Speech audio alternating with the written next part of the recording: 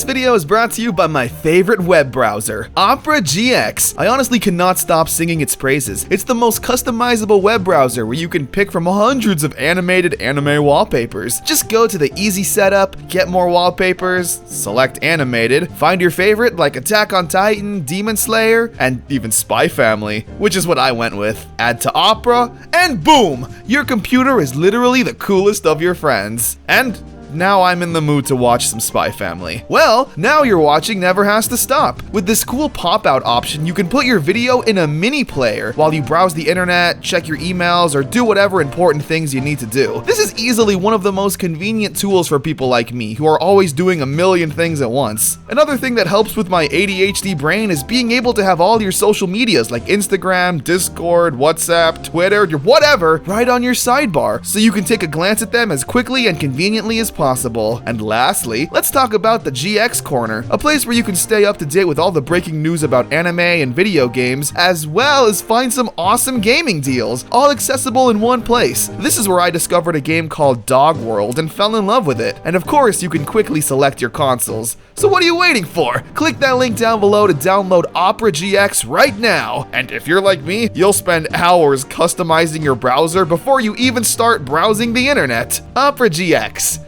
Download it now.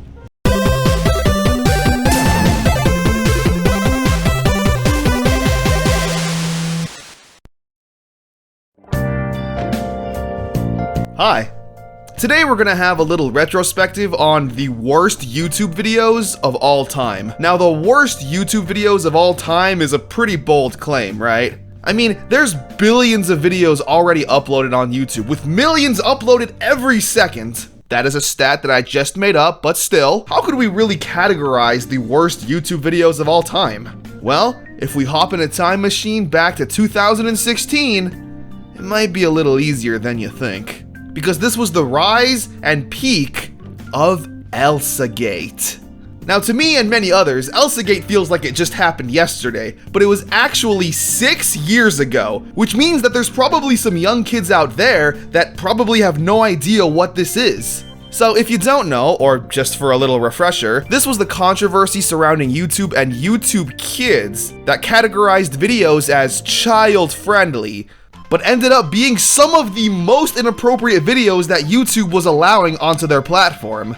So many videos included things like violence, fetishes, obscene language, drugs, needles, toilet humor, things that you would not want your 6-year-old kid to be watching. These videos would garner millions and millions of views every day and spawned off into thousands and thousands of channels. Just when you think there's only one problem to deal with, 17 new channels would grow. These were some of the lowest and trashiest videos the platform has ever seen. ElsaGate videos can basically be categorized into 2 different categories. You have the live-action garbage, with adults being at their very lowest in life apparently, dressing up in cheap Halloween costumes they got from the dollar store, in either Elsa or Spider-Man or Shrek or whoever was popular at the time. Or you had cheap 2D animation that looked like some free program you give to elementary school students to practice drawing. They were choppy, low effort, had no voice acting, and just used sound effects. Both of these categories of videos sucked.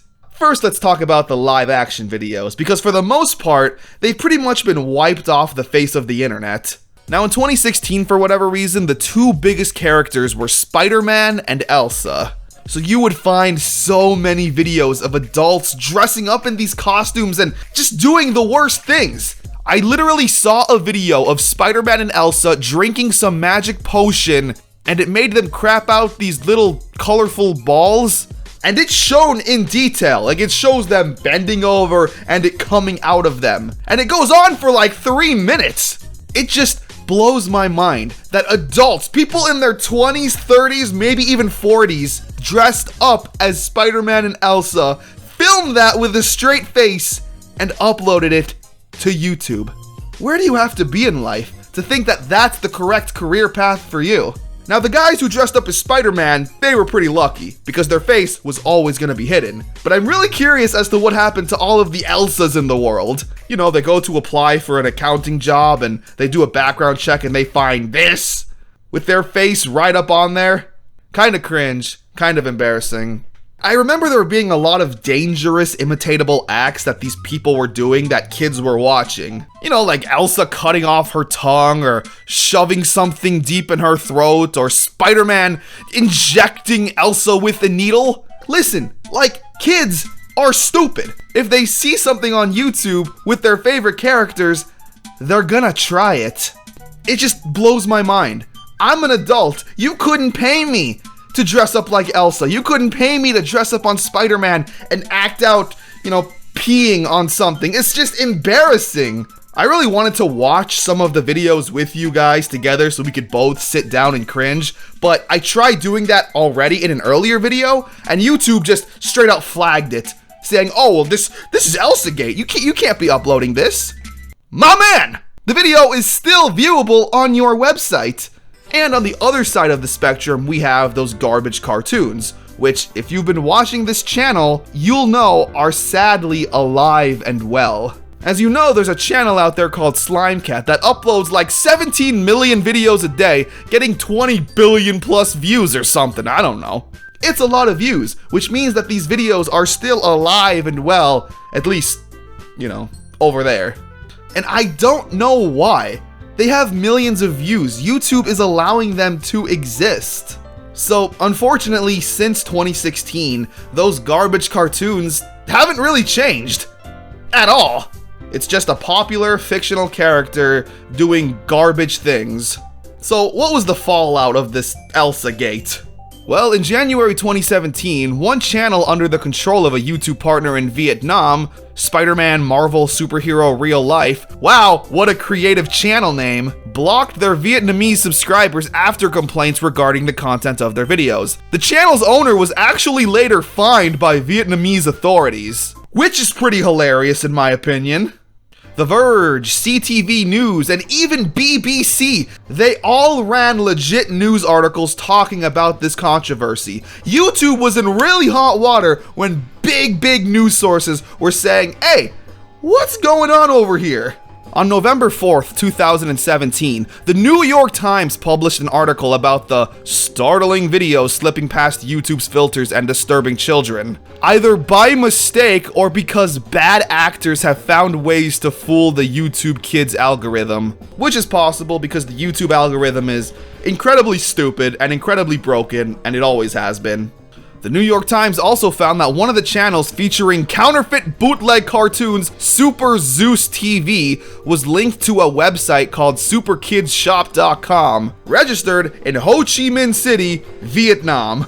A man working for superkidsshop.com confirmed that his partners were responsible for the videos, on which a team of about 100 people were producing.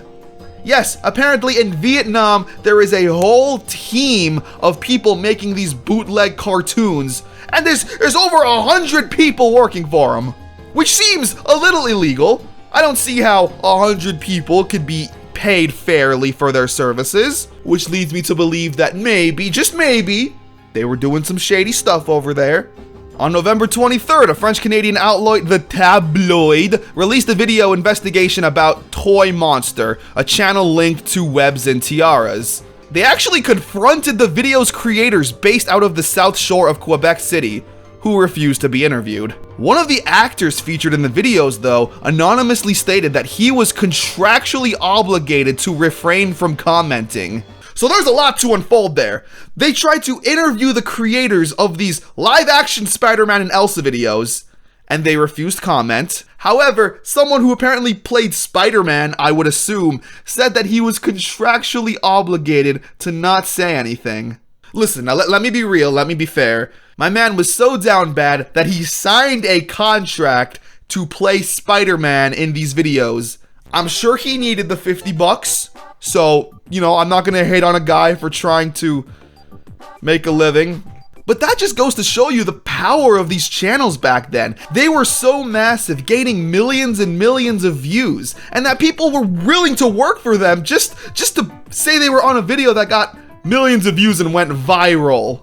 In August 2017, YouTube announced its new guidelines on content and monetization, which led to the era of demonetization, which had YouTube basically scour all of the internet and say, this video's fine, or this video looks like it's got adults dressing up as Elsa, let's cut off their monetization. It's a broken system that sometimes flags people just for the heck of it, because it's got some broken algorithm that it doesn't really know what it's looking for. It has very specific things. So, you know, if I played a Spider-Man video game, the algorithm might pick it up as, oh, Spider-Man on YouTube? That's bad. We've been told that. Flag it.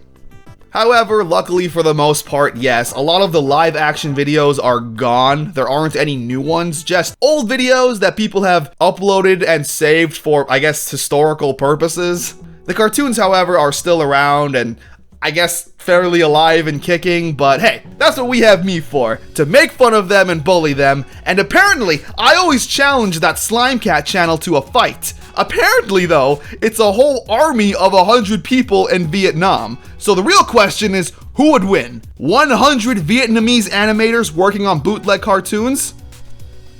Or one ConnerTheWaffle? Let me know down below. Thank you so much for watching this little history and retrospective of Elsa Gate. I hope you learned something new, and please, contact Vietnam. I'm going to fight all of the Slime Cat team. I'm not kidding, I'll wait.